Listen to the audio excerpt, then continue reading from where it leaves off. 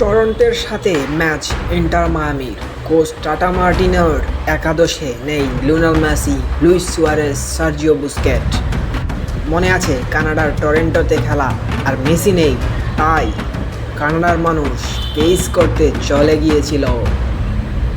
কারণ মেসিকে না নামালে তাদের এত টাকায় খেলা দেখাটাই যে ব্যর্থ।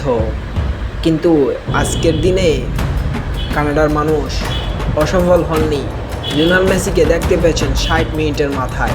60 মিনিট অবধি টরন্টো এবং ইন্টার মায়ামির কোনো গোল নেই।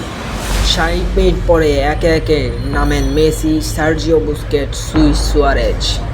তখনই টরন্টোর দর্শকদের মধ্যে একটা আমেজ চলে আসে।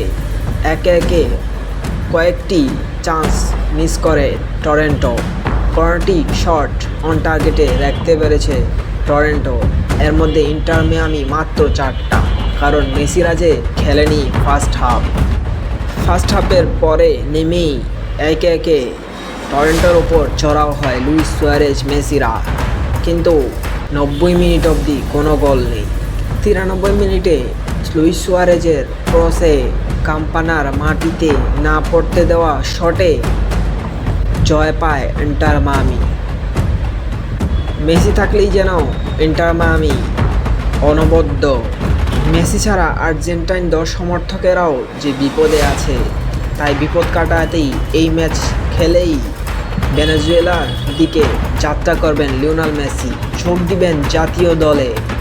এবং 11 অক্টোবর যে ম্যাচ আছে ভেনেজুয়েলার বিপক্ষে, এর আগের ম্যাচ কলম্বোর সাথে হারেই হয়তো আর্জেন্টাইন সমর্থকরা তাদের কমতি টের পেয়ে গিয়েছেন যে লিওনেল মেসি মাঠে না থাকলে জেতা প্রায় অসম্ভব। কোচ স্কালোনি টরন্টোর সাথে ম্যাচের পরেই নিয়ে যাবেন আর্জেন্টাইন জাদুঘরকে